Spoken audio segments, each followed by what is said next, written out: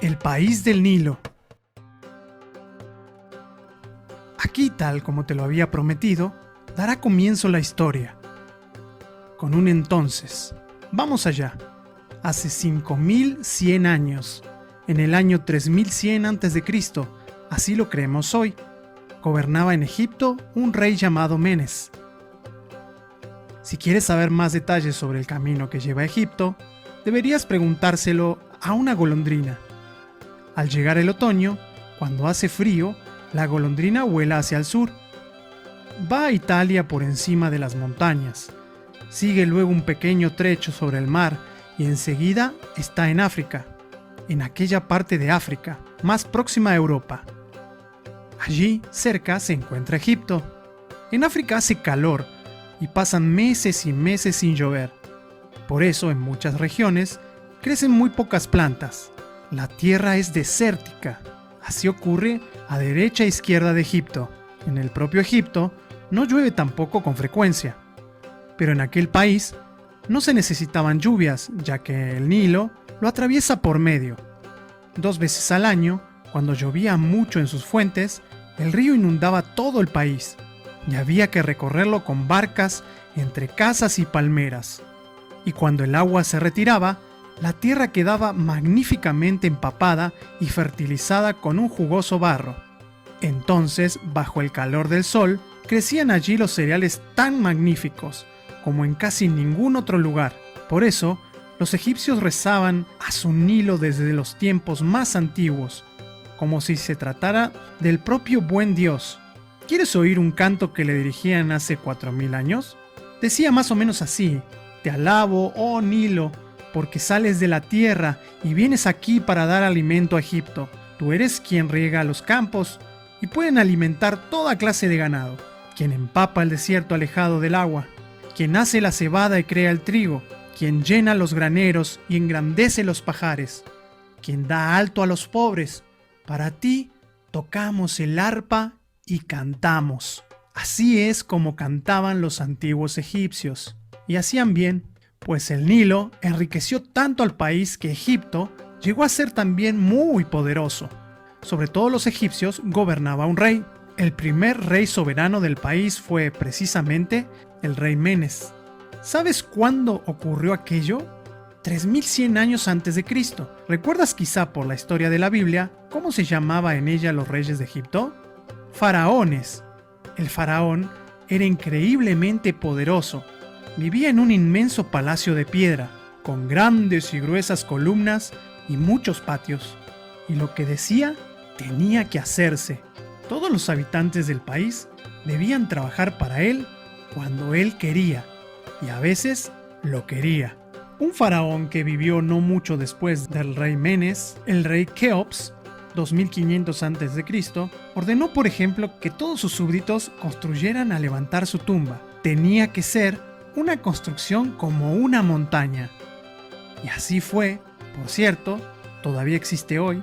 Se trataba de la famosa pirámide de Keops. Quizá la has visto ya muchas veces en fotografía, pero no puedes ni imaginar su tamaño. Cualquier gran iglesia cabría dentro de ella. Se puede trepar sobre sus bloques gigantescos. Es como escalar una montaña. Y sin embargo, quienes llevaron sobre rodillos y apilaron unas sobre otras esas enormes piedras fueron seres humanos. En aquellos tiempos no había aún máquinas, a lo más rodillos y palancas.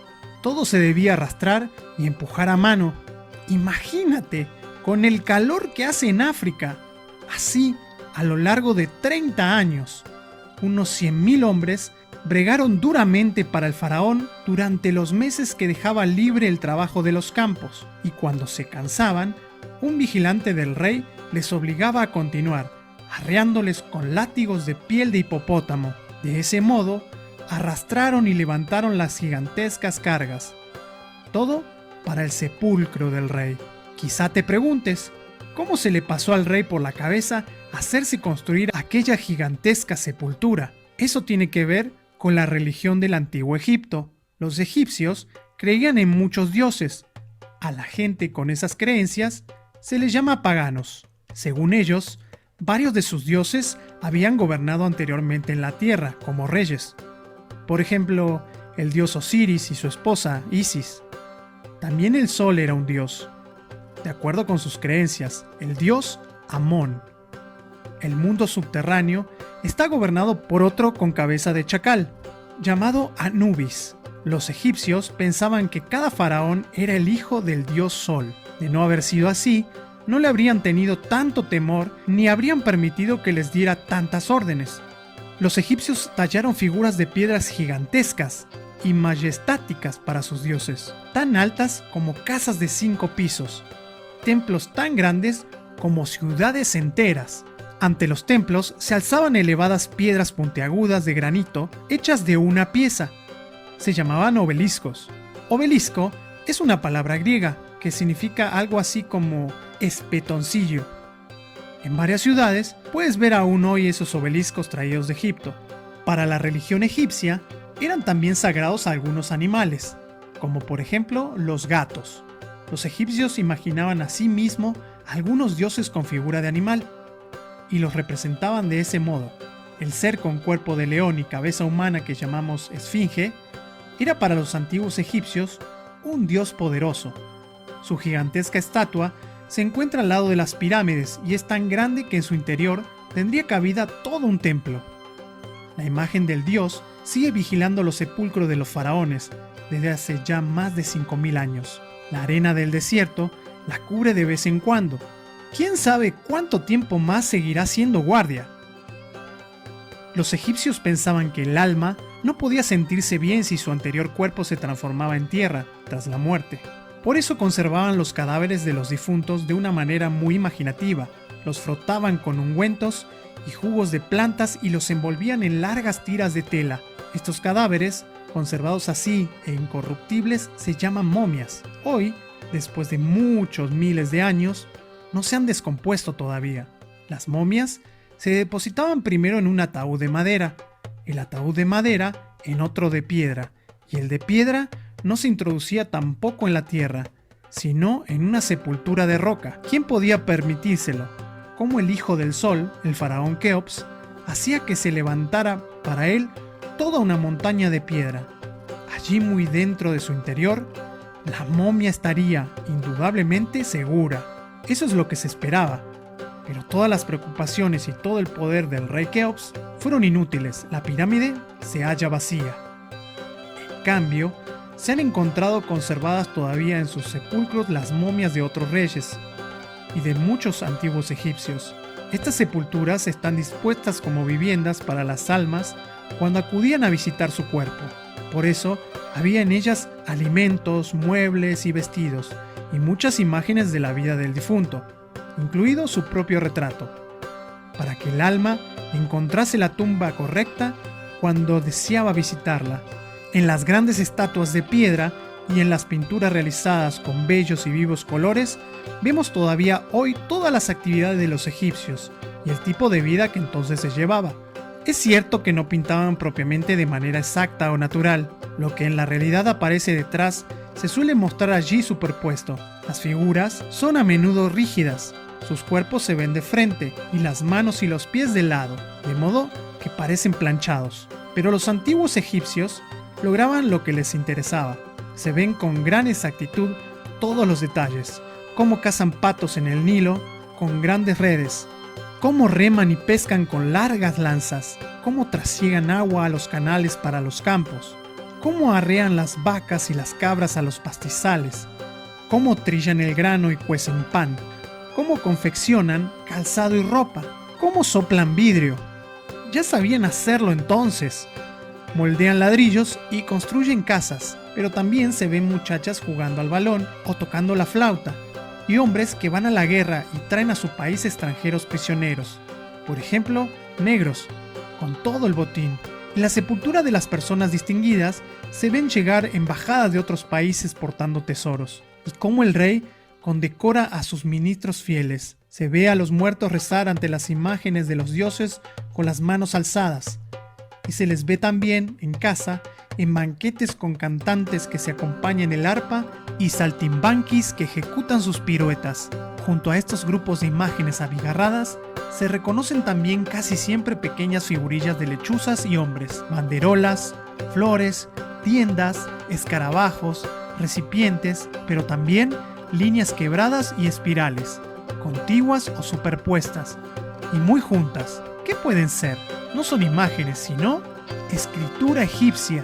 Se llaman jeroglíficos. La palabra significa signos sagrados, pues los egipcios se sentían tan orgullosos de su nuevo arte, la escritura, que el oficio de escribiente era el más respetado de todos, y la escritura se consideraba casi sagrada. ¿Quieres saber cómo se escribe con esos signos sagrados o jeroglíficos? En realidad, no era nada fácil aprenderlo, pues funcionaba de manera similar a los acertijos hechos con imágenes, llamados igualmente jeroglíficos. Cuando se quería escribir el nombre del dios Osiris, a quien los antiguos egipcios llamaron Bosiri, se dibujaba un trono, que en egipcio se dice Bos, y un ojo, en egipcio, Iri. Eso daba la palabra Bos-Iri, y para que nadie creyera que aquello quería decir ojo del trono, se añadía casi siempre al lado una banderita. Era el símbolo de los dioses, de la misma manera como nosotros escribimos una cruz junto a un nombre cuando queremos indicar que la persona en cuestión está ya muerta. Ahora ya puedes escribir también tú, Osiris, en jeroglífico. Pero piensa en el esfuerzo que debió de suponer descifrar todo aquello cuando hace unos 200 años se comenzó a trabajar de nuevo sobre los jeroglíficos. El desciframiento fue solo posible por el hallazgo de una piedra en la que aparecía el mismo contenido en lengua griega, en jeroglíficos y en otra escritura egipcia, y sin embargo, fue todo un acertijo que requirió el esfuerzo de una vida entera de grandes eruditos. Puedes ver esa piedra, llamada Rosetta, en el Museo Británico de Londres. Hoy podemos leer casi todo, no solo lo que aparece en las paredes, sino también lo escrito en los libros. Sin embargo, los signos de los libros no son ni con mucho igual de claros. Los antiguos egipcios tenían realmente libros, pero no de papel, sino una especie de juncos del Nilo llamado en griego papiros, de donde se viene nuestra palabra papel. Se escribían largas tiras que luego se enrollaban. Se ha conservado una buena cantidad de esos libros en rollo. En ellos se leen actualmente muchas cosas, y cada vez se ve mejor los sabios y avispados que eran los antiguos egipcios.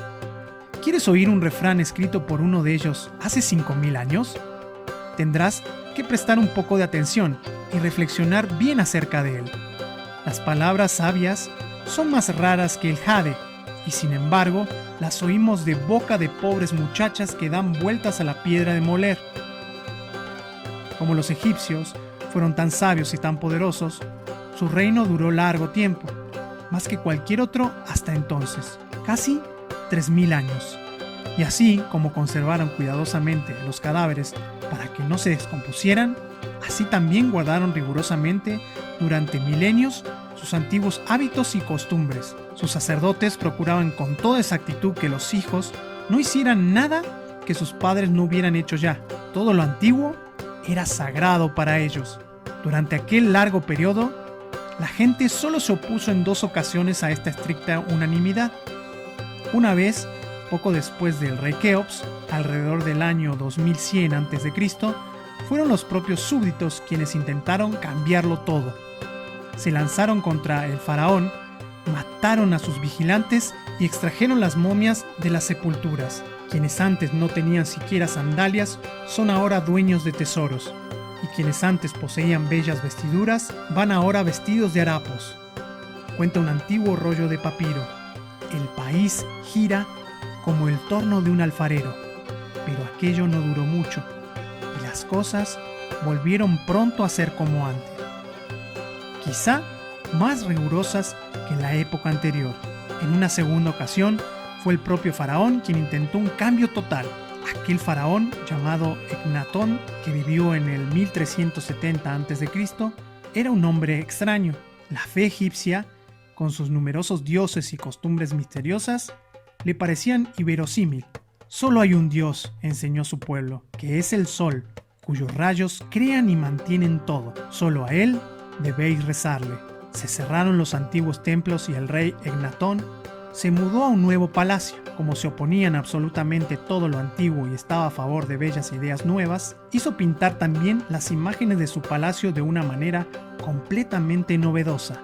Las pinturas no fueron ya tan serias, rígidas y solemnes como antes, sino de una total naturalidad y desenvoltura. Pero todo aquello no le pareció bien a la gente, que quería ver las cosas como las había visto durante milenios. Así, tras la muerte de Ecnatón, volvieron muy pronto a sus antiguas costumbres y al arte antiguo, y todo continuó como antes mientras subsistió el imperio egipcio. Durante casi 3.500 años, se sepultó a las personas en forma de momias, se escribió en jeroglíficos y se rezó a los mismos dioses, tal como se había hecho en tiempo del rey Menes. También se siguió venerando a los gatos como animales sagrados. Y si me lo preguntas, te diré que, en mi opinión, los antiguos egipcios tenían razón, al menos en esto.